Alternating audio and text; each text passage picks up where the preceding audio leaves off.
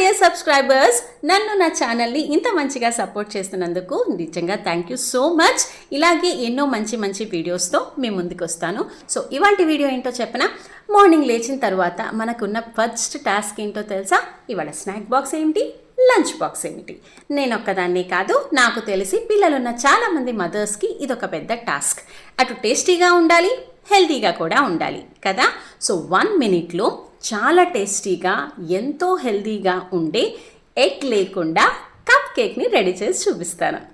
మా చిన్నది రోజు పాలు తాగే కప్లోనే చేస్తున్నాను.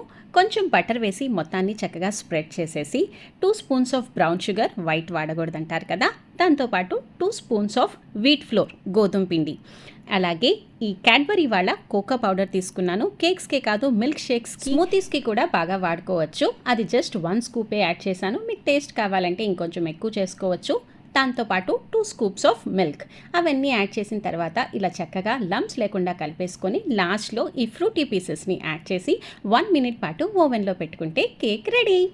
చాలా సాఫ్ట్గా యమ్మీగా ఉంది. మీరు కూడా ట్రై చేసి ఎలా ఉందో కమెంట్ చేసేయండి.